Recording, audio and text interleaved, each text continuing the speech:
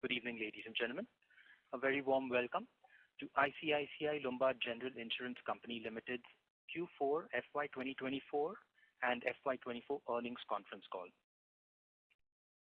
From the senior management, we have with us today Mr. Sanjeev Mantri, MD and CEO of the company, Mr. Gopal Balachandran, CFO, Mr. Alok Agarwal, Executive Director, Mr. Girish Nayak, Chief Technology and Health Underwriting and Claims, Mr. Sandeep Goradia, Chief Corporate Solutions Group, and Mr. Anand Singhi, Chief Retail and Government Business. Please note that any statements or comments made in today's call that may look like forward-looking statements are based on information presently available to the management and do not constitute an indication of any future performance, as the future involves risks and uncertainties which could cause results to differ materially from the current views being expressed. As a reminder, all participant lines will be in the listen-only mode. There will be an opportunity for you to ask questions after the presentation concludes. Should you need assistance during this conference, please signal an operator by pressing star and then 0 on your touchtone phone. I now hand the conference over to Mr. Sanjeev Mantri, MD and CEO, ICICI Lombard General Insurance Limited. Thank you, and over to you, sir. Thank you. Good evening to each one of you. Thank you for joining the earnings conference call of ICICI Lombard Limited for Q4 and financial year 2024. Let me give you a brief overview of the industry trends and developments that we have witnessed in the past few months. Post this, our CFO, Mr. Gopal Balachandran, will share the financial performance of the company for the quarter and the year ended March 31st, 2024. During the quarter, the Indian economy continued its robust growth trajectory with key high-frequency indicators reflecting healthy economic conditions. For the financial year 2024, India's GDP growth is expected to be 7.6%. Looking ahead, a normal southwest monsoon should support agricultural activity, boost rural demand, and help overall sentiments. However, any worsening of geopolitical tension or a global slowdown may have an adverse impact. Now talking about auto industry, private car sales witnessed robust growth for the financial year 2024, aided by improved supplies and sustained customer demand. As per CM data, over 4.2 million vehicles were sold in the year. The industry also saw a shift in the customer preference from entry-level cars to SUV. Thus, contribution of SUV in private car segment has gone up from 37% to 49% in last 2 years. As mentioned in the last earnings calls, uptick in rural demand saw two-wheeler sales grow by 25% in Q4 to touch 4.5 million. The annual two-wheeler sales also surpassed the financial year 2020 figure and stood at 18 million vehicles. During the year, around 1.7 million commercial vehicles were sold, which was driven primarily by good traction in infra and other core sectors. Health insurance continued to be the largest product segment for the industry. As per data published in the IRD annual report for financial year 2023, the growth in number of lives has been primarily driven by the group health business, and we expect this trend to continue for financial year 2024 as well. The commercial line of business witnessed growth supported by strong government capital expenditure related to infrastructure development. Consequently, engineering line of business witnessed a robust growth during the year. We remain optimistic that the industry will continue to grow given the favorable macros, regulatory changes, low penetration, and relatively positive consumer sentiments. Coming to performance, the general insurance industry delivered a year-on-year gross direct premium income growth of 12.8% for financial year 2024. Excluding crop and mass health, the growth stood at 14.8%. Overall, the combined ratio for the industry was at 112.2% for 9 months financial year 2024, as against 116.2% for 9 months financial year 2023.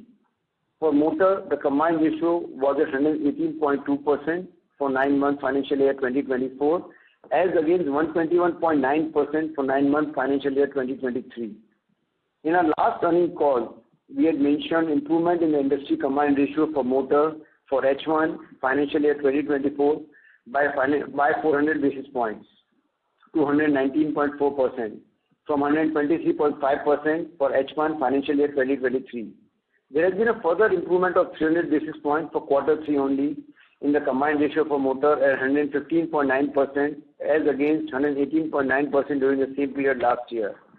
The motor combined ratio for private players in Q3 financial year 2024 was at 110.7% versus 111.8% for the same period last year. This improvement indicates a semblance of discipline coming back to the market. As you may be aware, no motor TP hike has been announced for financial year 2025 as yet. We will be watchful of how the industry responds to this in coming days. Now I would like to touch upon certain regulatory announcements. On March 20, 2024, after a comprehensive review of regulatory framework, the authority notified a number of principle-based prescriptions. The new regulations include de-notification of all tariffs notified by the erstwhile Tariff Advisory Committee, which continued to be in force since December 2006. With the de-notification of the existing tariffs, the company is at the liberty to design all the general insurance products in line with its own underwriting policy. This would facilitate insurers to respond faster to the emerging market requirements and to design innovative products to cater to customers' needs. It may be mentioned that the pricing of motor TP line of business continues to be under the tariff regime. Rural, social sector and motor third-party obligation prescribes the minimum insurance business to be undertaken by the insurers. The compliance and measurement of these statutory obligations has been revised in order to enhance the insurance penetration. Bima Sugam Insurance Electronic Marketplace Regulations allow for establishment of a digital public infrastructure, Insurance Electronic Marketplace. With this, the authority has set out a vision of democratizing insurance to achieve the goal of insurance for all by 2047. We believe the regulatory developments are favorable for the industry. I would like to further reiterate that as a company, we will continue to leverage the benefits of being a diversified multi-product and multi-distribution organization as we capitalize on the existing and emerging business opportunities in this sector. Now I will speak about the business impact for us in quarter 4 and financial year 2024. The company grew by 22% during quarter 4 financial year 2024. Excluding a one-off transaction in the motor segment last year, growth was 15.8%, which was higher than the industry growth of 9.5% for 9.5%. For financial year 2024, the company grew by 17.8% as against the industry growth of 12.8%. Excluding the one-off transaction last year, growth for financial year 2024 was 16.4%. Let me now touch upon our performance in key business segments during the quarter and financial year 2024. In the commercial business segment, we continue to consolidate our market position by leveraging our unique distribution network, enhance the value-added services, prudent risk-based underwriting, and highly rated reinsurer capacities. During quarter 4 2024, we grew at 11.3% as against an industry growth of 11%. For financial year 2024, we grew at 14.7%, which was higher than the industry growth of 10%. Further, during the year, we accrued market shares across segments such as fire, marine cargo, engineering, and liability. As we speak, we are at an industry-leading position in marine cargo and liability line of business, while being the second largest in fire and engineering line of business. Last year, we experienced significant rate hardening in the reinsurance terms in line with global trends. However, as anticipated, the recent April 1st renewals have largely been benign. Motor continues to be the largest contributor to our product mix. Over the year, we have developed strong capabilities across distribution, underwriting, claims, servicing, and actuarial practices. Given our presence across all three subsegments of private car, two-wheeler, and CV, we would continue to balance our portfolio mix depending on the market opportunities. As we saw some discipline return to the market, we scaled up our position in a calibrated manner and consequently ended the year as an industry leader. The growth for us during the quarter was 27.3%. Excluding the one-off transaction last year, the growth for quarter 4 2024 was 13.4% as against the industry growth of 9.6%.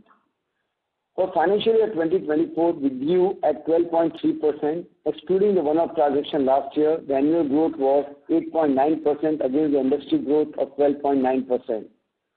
The growth in motor segment was aided by strong growth in new private car segment, which grew at 23% for quarter 4 2024 and 28% for financial year 2024, which was higher than CM volume growth of 12% and 8.4% respectively. Our new two-wheeler growth was 11% for quarter 4 and 13% for financial year 2024, while the CM volume growth was 24.9% and 12.3% respectively.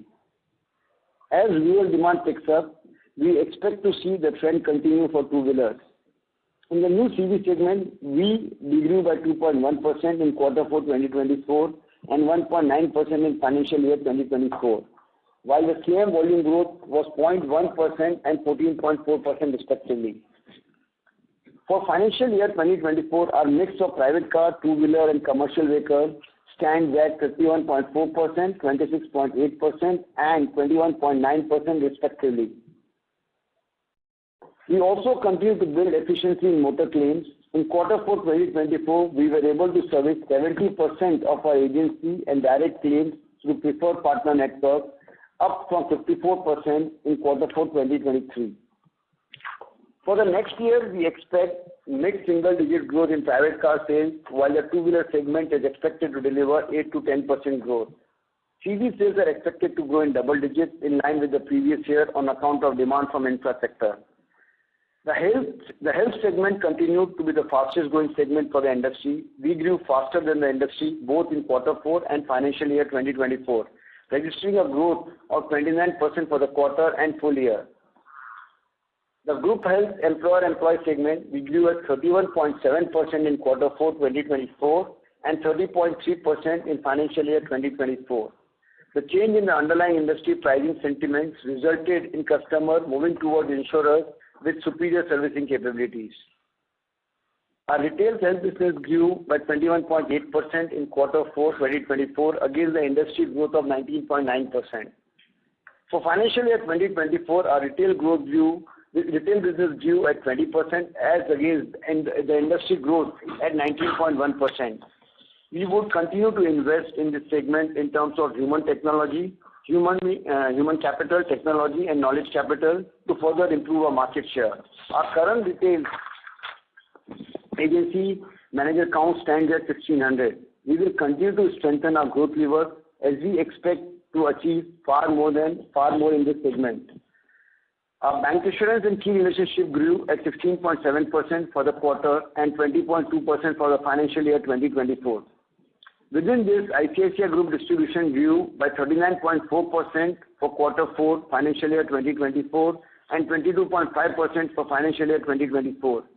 We will continue to deep mine our existing relationships by creating new value streams and at the same time focus on acquiring new relationships.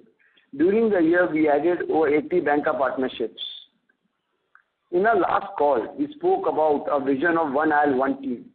Under this, one of our initiatives that we had outlined in our one aisle is our one aisle, one digital strategy.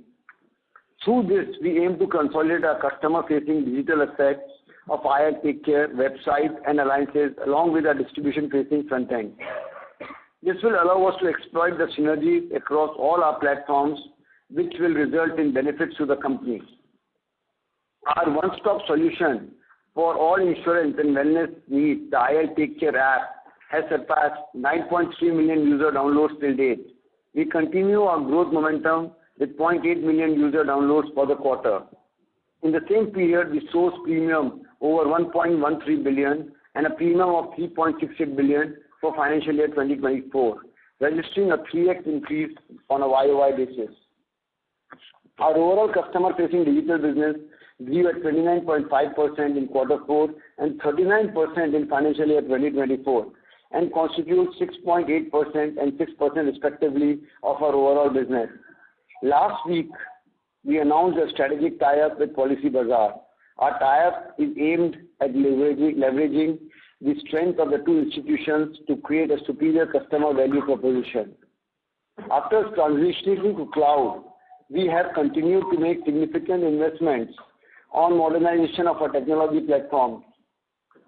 Along with this, our core business and technology transformation Project Orion, is also underway. Project Orion will entail three pivotal pillars of reimagining processes with a digital-first approach, modernizing technology by shifting away from legacy systems, and enhancing stakeholder experience to superior engagement models. We are excited to share that we have kickstarted the transformation journey with some of our preferred line of businesses and are witnessing the initiatives shaping up nicely. We firmly believe Project Orion will be a key enabler on our vision of one IL, one team. As we embark on the new financial year, we will focus on leveraging our multi-product, multi-distribution strategy through effective use of data, digital advancements, and launching new products. We'll maintain focus on scaling up our profit pool while continuing to grow as one IL, one team. Now I would request Gopal to take you through the financial numbers for the year, for the recently concluded quarter and the year. Thanks, Sanjeev, and good evening to each one of you. I will now give you a brief overview of the financial performance of the recently concluded quarter and financial year. We have uploaded the results presentation on our website. You can access it as we walk you through the performance numbers. During the quarter, ICICI Bank acquired additional equity shares of the company. Consequently, the shareholding of the bank in the company has increased to more than 50%, and the company has become a subsidiary of the bank. Gross direct premium income of the company was at rupees 247.76 billion in FY24, as against rupees 210.25 billion in FY23, a growth of 17.8%, which was higher than the industry growth of 12.8%. Excluding crop and mass health, the GDPI growth of the company was at 17.1%, which was higher than the industry growth of 14.8% in FY24. GDPI of the company was at rupees 60.73 billion in quarter 4 FY24, as against rupees 49.77 billion in quarter 4 FY23, a growth of 22%. This growth was higher than the industry growth of 9.5%. Excluding crop and mass health, GDPI growth was at 22%, which was again higher than the industry growth of 13.8% in quarter 4 FY24. Our GDPI growth during FY24 was primarily driven by growth in the preferred segment. The overall GDPI growth of our property and casualty segment grew by 14.7% at rupees 68.51 billion in FY24 as against rupees 59.73 billion in FY23. On the retail side of the business, GDPI of the motor segment was at rupees 96.34 billion in FY24 as against rupees 85.82 billion in FY23, registering a growth of 12.3%. The advance premium was at rupees 33.3 billion at March 31, 2024, as against rupees 33.04 billion as at December 31, 2023. GDP of the health segment was at rupees 61.71 billion in FY24 as against rupees 47.82 billion in FY23, registering a growth of 29.1%. Our agents, which included the point of sale distribution count, was at 128,411 as on March 31, 2024, up from 125,088 as on December 31, 2023. During the year, we witnessed catastrophic events, namely Cyclone Biparjoy, North Indian floods, and Cyclone Michaung. Resultantly, combined ratio was 103.3% for the full year FY24 as against 104.5% for FY23. Excluding the impact of these cat losses of rupees 1.37 billion for the full year, the combined ratio would have been at 102.5%. For the quarter, combined ratio was 102.2% in quarter 4 FY24 as against 104.2% in quarter 4 of FY23. Our investment assets rose to rupees 489.07 billion as at March 31, 2024, up from rupees 468.67 billion as at December 31, 2023. Our investment leverage, net of borrowing, was 4.09 times as at March 31, 2024, as against 4.11 times as at December 31, 2023. Investment income was at rupees 35.26 billion in FY24, as against rupees 29.77 billion in FY23. On a quarterly basis, investment income was at rupees 9.3 billion in Q4 this year, as against rupees 8.17 billion in Q4 of last year.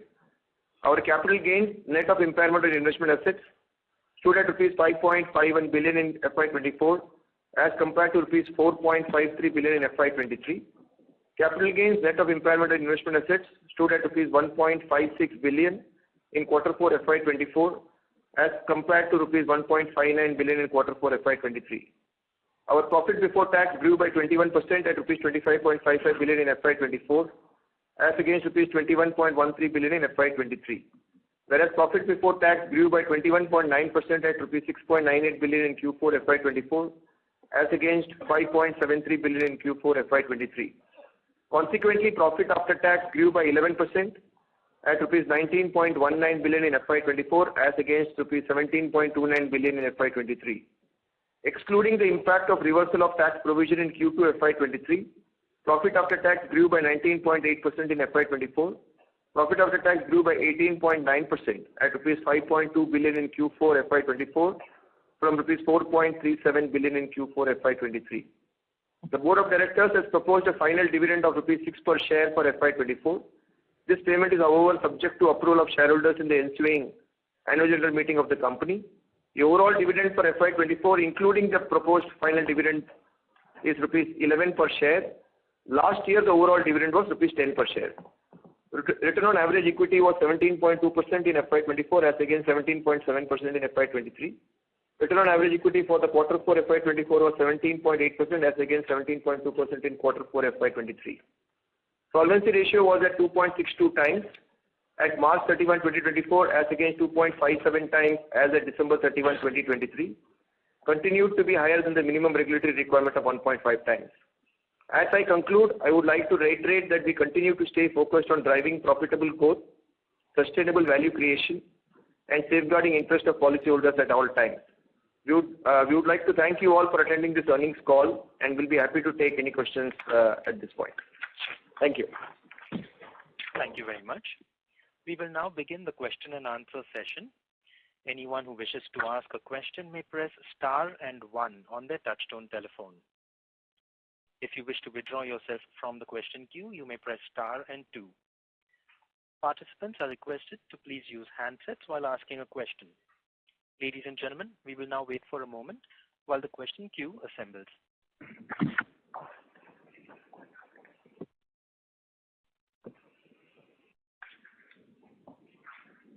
The first question comes from the line of Shreya Shivani from CLSA. Please go ahead. Thank you, and congratulations on a good set of numbers. I have 3 questions. So first is on the overall growth outlook. So a health book for us has done quite well since past 2 years. Since FY22, the growth has been north of 25, 30, 40%, right? Expecting some moderation in growth going ahead, what will be the key drivers for growth in FY25-26? Which segments would be driving majority of the growth, and how much higher than industry growth can we deliver in the years to come? Given that motor segment is still the combined ratio is still, though there has been an improvement and discipline has come in, but it's still quite a high combined ratio for one to expect us to grow very fast in the motor segment. So that's my first question on key growth drivers and how much faster than industry can we grow in FY25-26. Second is on the motor TP segment, looking at the reserving triangles for the motor segment, TP segment specifically. So there has been a much higher reserve release in accident year 18, 19, 20. I mean, the trend looks much better than the previous prior year trend. So how should we read this data? Does this also significantly add to your FY24 loss ratio improvement on YOY basis, apart from more new cars being sold? So that's my second question. And sir, the third question is on the combined ratio. We've done quite well on the combined ratio side, already at 100 for the Q4 that has gone by, much better numbers over there. So going ahead, what is our guidance on combined ratio? And one question that I'd also asked at the analyst meet about considering natural calamities as business as usual going ahead, does that change our combined ratio guidance in any way? These are my 3 questions. Thank you. So I just let Gopal take the other one, and I'll tell you what is our view. Yeah. So I think if you look at on the first one, Shreya, I think if you look at it from an overall market perspective, I think as we have always been saying, we have always been looking at this business in the context of being a multi-product, multi-distribution setup, and therefore to that extent, different segment of businesses presents opportunities for growth, maybe at different points of time, and hence to that extent is where I think we have been able to kind of put in place a model in place by which we are able to leverage the growth potential. And which is in that context, when you look at the overall year gone by, I think we have been able to have an outperformance relative to the market growth. And if you look at in terms of how we are heading into the next year, I think there's a lot of positive momentum that we see from an overall market perspective as well. One, of course, this slew of regulatory reforms that we spoke as a part of the introductory remarks. I think that augurs well both from a market standpoint and even from the opportunity that it gives for ICICI Lombard. I think is very, very positive. Second, I think if you look at the thrust that the government is putting on in terms of, in general, looking at significant thrust of infrastructure development, that obviously presents a lot more opportunities on multiple segments of businesses, whether you look at it in the commercial line space, maybe for example, thrust on engineering projects to begin with. Obviously, to that extent, it kind of aids in logistics, transportation to again look at growth profitably. And more importantly, it is also expected to lead to, let's say, higher number of jobs. And therefore, to that extent, it, as I said, kind of augurs very well in terms of the opportunity that one sees. Specific to your point on health, I think as we have always said, even in the past, I think the kind of opportunity that one sees in the market, if you look at few years back, the market was significantly stressed in terms of the loss experience, and more importantly, whether you look at it from a combined ratio standpoint. Given that some of the players are already kind of looking at reversing some element of pricing within group health and particularly on the employer-employee side, it obviously kind of augurs well. And that's the reason why you see us continuing to grow disproportionately relative to the market. And even as we head into FY25, we believe health for the industry as well will continue to be by far one of the fastest growing segments. And within that, even for ICICI Lombard, we see an opportunity on health, both in the group's health as well as from the retail health segments. So that's whether the growth will be continuing to be at 25, will it slightly get moderated? I think we will obviously wait for things to evolve. But honestly, as we have said, even in the past, I don't think from a market perspective, we will continue to see prolonged periods of 25 to 30% growth from an industry standpoint. So I think that's something that we will obviously watch for. The second question on yours in terms of the motor third-party reserving triangle, I think it's good that the market is starting to look at the triangle disclosures from an overall market perspective. I think that again augurs well, because then every company is being kind of put to appropriate level of scrutiny from a market perspective, and hence to that extent it again augurs well from an overall market discipline. In terms of some of the, let's say, the releases that we spoke about, I think if you ask us, the way I would kind of respond to it is whether is there any change in the approach of our reserving philosophy? The approach is not changed. And in line with what we have been speaking even in the earlier quarters, I think the way to look at on the third-party book, as you rightly mentioned, is more on an annual basis. And in fact, if you recollect, even last time in the quarter's earnings call, we did speak about a range within which we see the loss experience play out for motor as a category. And just to kind of refresh that, we had said motor own damage loss experience is something that we see in the range of 60 to 65%. And motor third party as a segment, we had said we would be kind of operating at a range between 65 to 70%. And both of that blended is where we had said motor as a category would run in that range of 64-65%. And if you look at the full year numbers, both on motor own damage as well as on motor third party, I think broadly the outcome of the book that we have been able to underwrite has been within that range that I just kind of refreshed. Having said that, one of the key deliverables that we would obviously watch for, which we put as a part of the introductory remarks, is on motor third party pricing. Now, as we speak, statement of fact is we have not seen a price change. So we will watch for development in that space, and therefore to that extent the risk selection will continue to be driven by some of the factors that we see as we speak in terms of no price increase thus far. So hence we will be guided more by that in terms of how we see the opportunity. The range of loss experiences is a function of what I kind of mentioned. Your last point on combined ratio. Yeah. I think clearly, I mean, the quarter four numbers on the combined ratio, which reached at 102.2, and they're about where does it place? The overall commentary in terms of what we have spoken, tailwinds available, sectoral reforms which are being initiated by the regulator.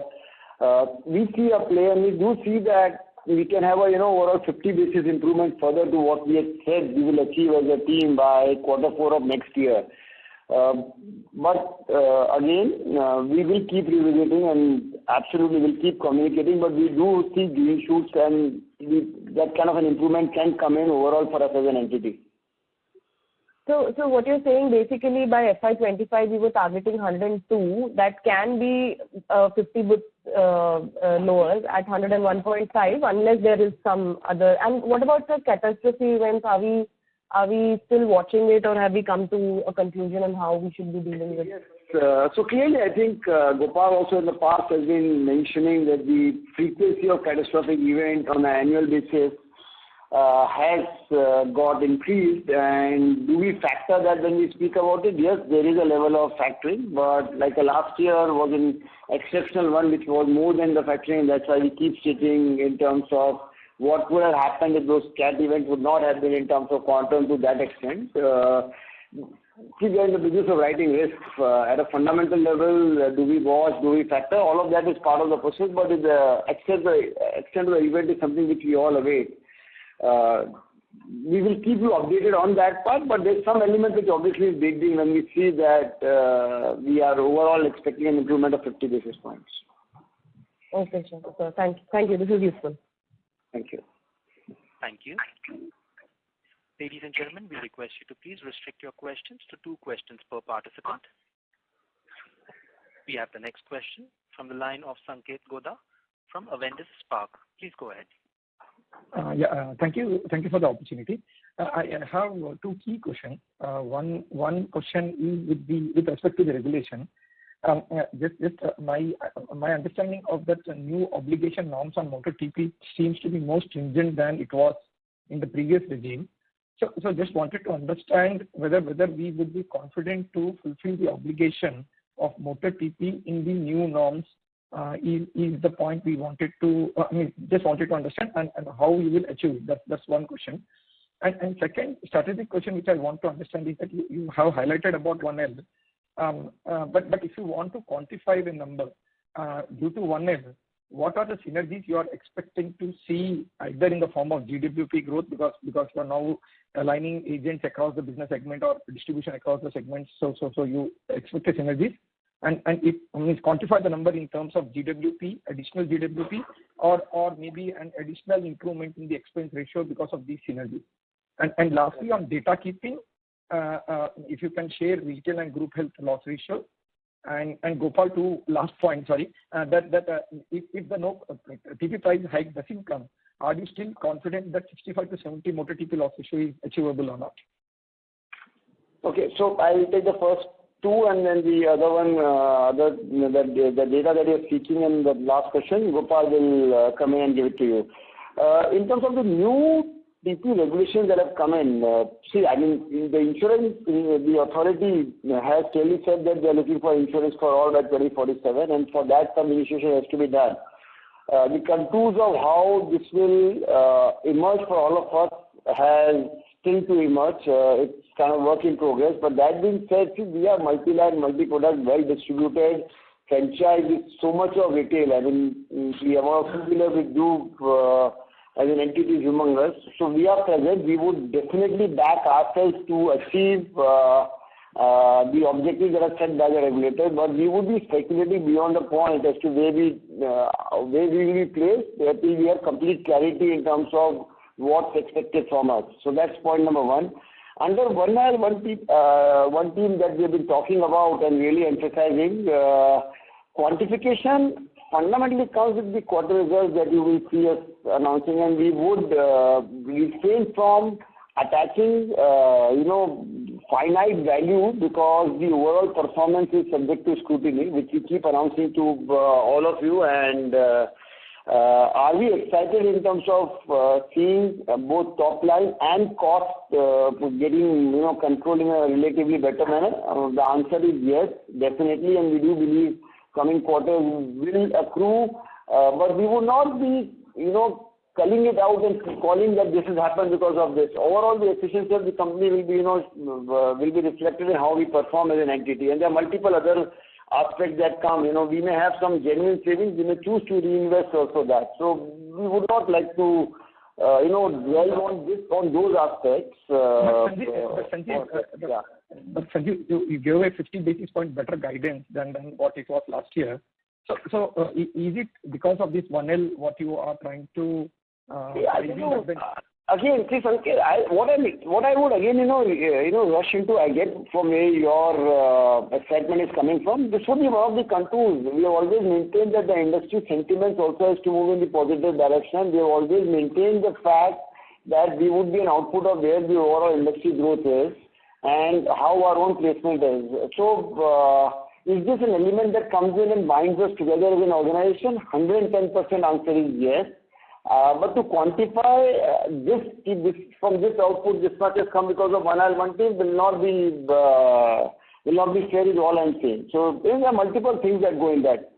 For the other two questions that you had, I'll ask Gopal to revert to you. Yeah. So Sanket, on the health loss numbers, again, I'll give you Q4 numbers first, and then I will give you the full year numbers. Q4 on the GHI, which is employer-employee segment, this is for quarter 4 of last year, which is FY23. That number is at 93.2%. That number for quarter 4 of this year is at 88.1%. And on a full year basis, for the same segment, I think the range that we have spoken about is to operate in the range of 94-95%.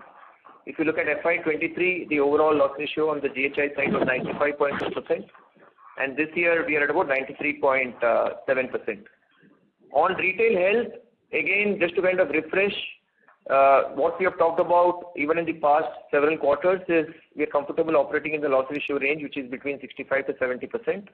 In that context, when you look at the quarter 4 FY23 numbers, retail, which is on the indemnity side, that loss ratio was about 61%.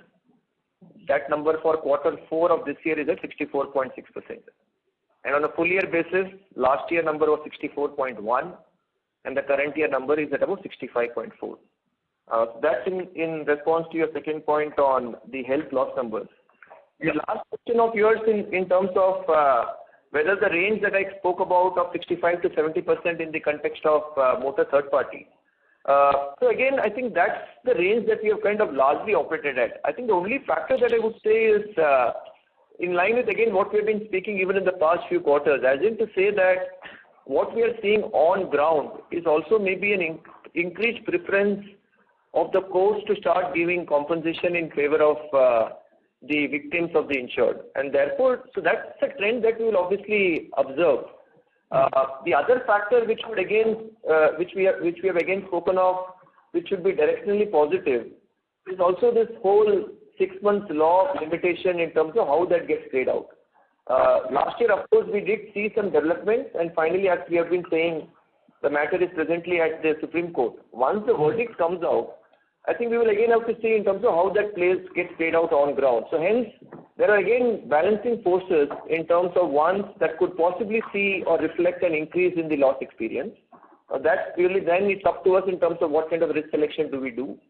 And the second is more a positive benefit, at least for ICICI Lombard from an overall ROE attractiveness standpoint. And hence, to that extent, that should kind of aid us in terms of maintaining the loss ratio range of 65 to 70%. So there are a lot of moving parts.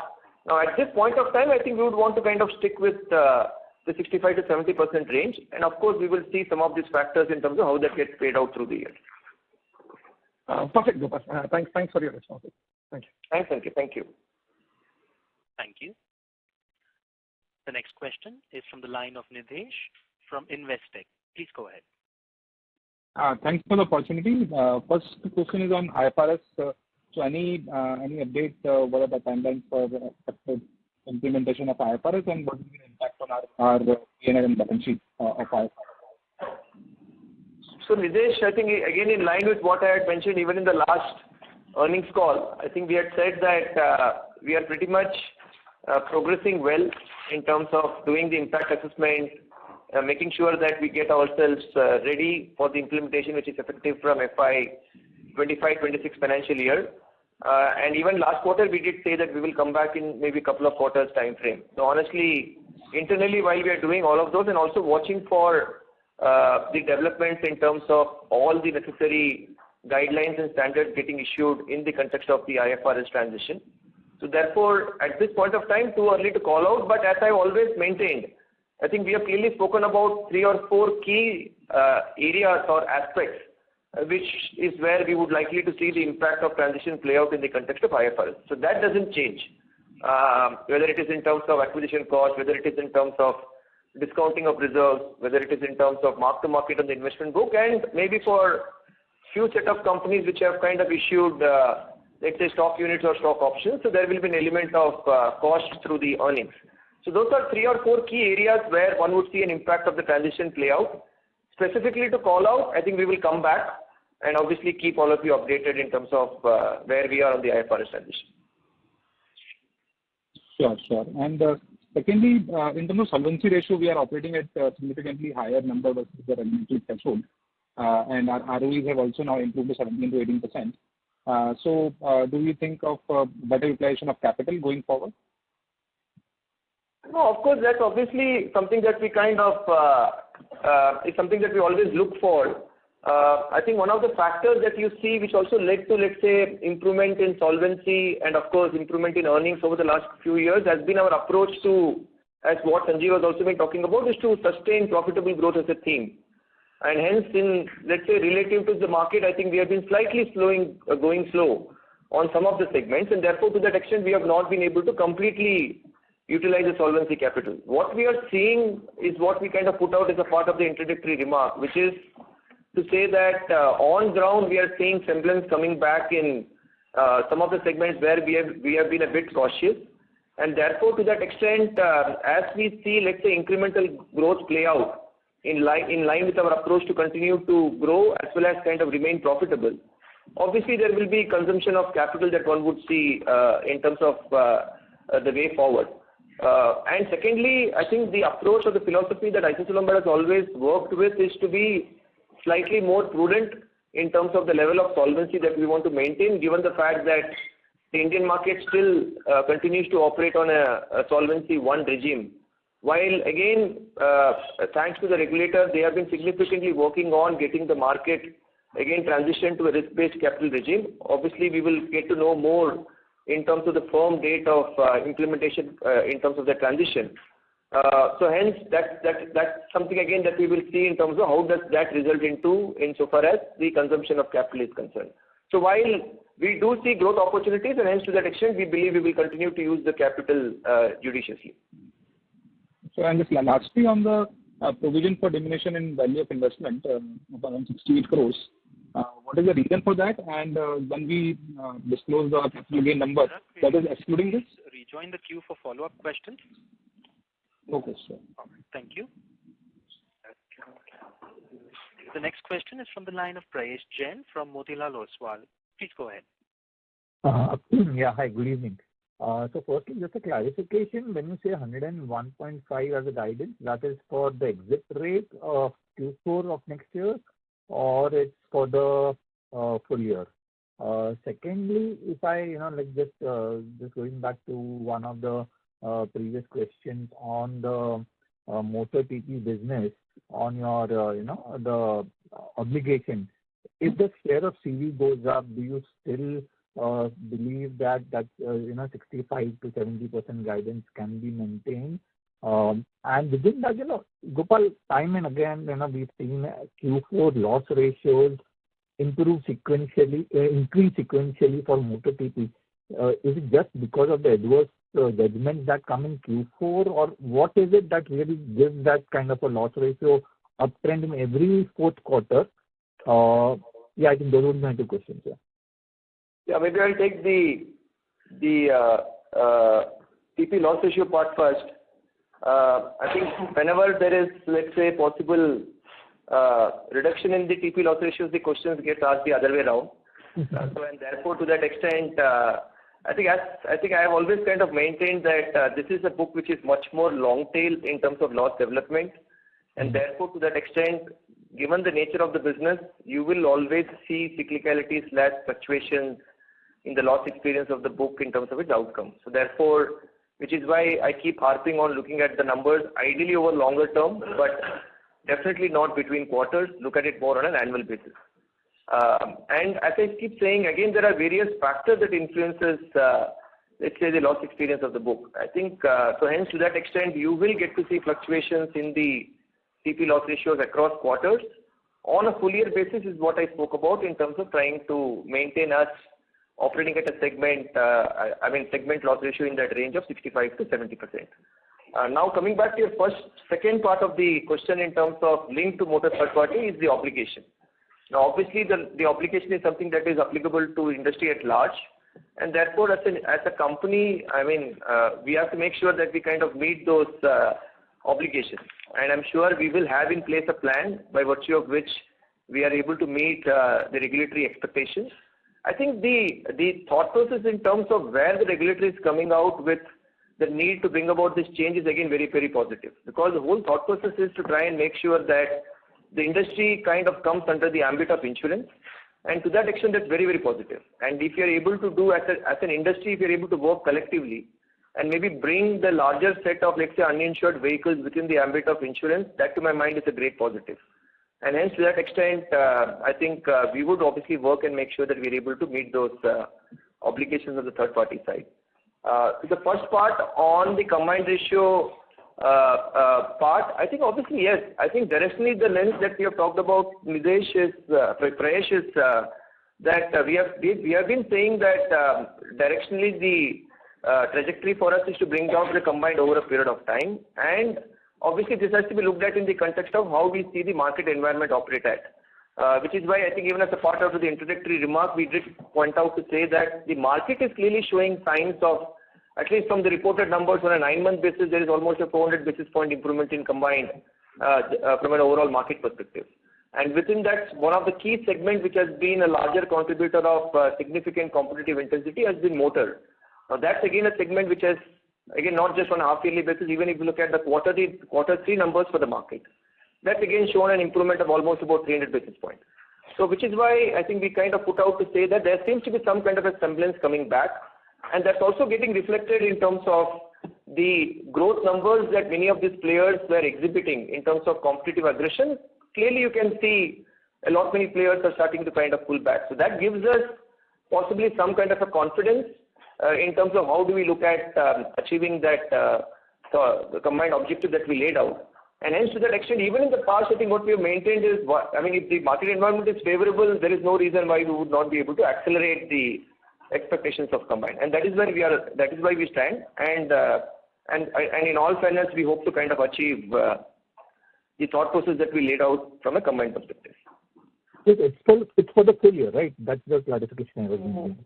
I think, and surely we'll be in touch on this, Prayesh. We believe the exit would be overall with the 50 basis less. There are serious plans of investments also. We would continue to update as the quarters unfold, because as Gopal said, these are early signs that makes us optimistic and sees the visibility of this. But there are multiple things that will unfold. As of now, in our mind, it would be probably exit by quarter 4 is where we would see this. And if it gets further accelerated, we'll come back and connect with you all by end of quarter 1 of this year. Great. Thanks and all the best. Thank you. We have the next question from the line of Madhukar Ladha from Nuvama Wealth. Please go ahead. Hi, congratulations on a good set of numbers. So most of my questions have been answered. I wanted to understand, investment yields have improved again this quarter, and even if we exclude the capital gains, we're doing quite well. So what is the number that we should be sort of looking at in this? And what is the duration? How are we driving this actually? That is one question on my end. Thank you. Sure, Madhukar. Gopal. Yeah. So again, Madhukar, I think Again, I would kind of respond this in the context of, and I'm sure you guys know it far better. I think obviously investments have to be looked at in terms of its return profile over a period of time. And hence to that extent is how what we keep saying is to look at market opportunities in terms of having a blended mix of the right asset classes between both fixed income and equity.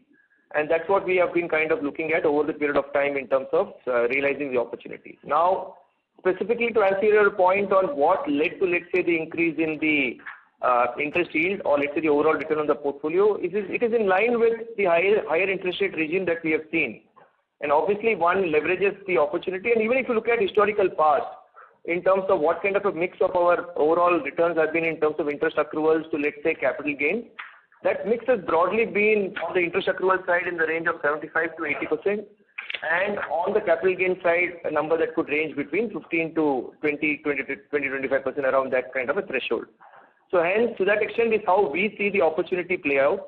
And specifically, if you look at our yield to maturity, on the fixed income side, the yield to maturity currently stands at about 7.4%. So hence, and that's the opportunity that one was able to seize in the market. And now, can we sustain this? Obviously, we will have to wait and see how the interest rate cycle play out. There are clear expectations that you will start seeing some kind of a rate reduction cycle play through at some point of time. Again, we are positioned well even to capitalize that opportunity. But what could happen at those points is our ability to reinvest those realized flows will obviously get invested at a lower return on the accrual side. But obviously, we are well positioned to capitalize the opportunity from a capital gains standpoint. And therefore, now to answer your point on the overall range of returns that we can operate with, again, if you look at FY23, I think the overall return on the realized book was roughly at about 7.5%. This number, if you look at for FY24, was roughly at about 7.98, closer to 8%.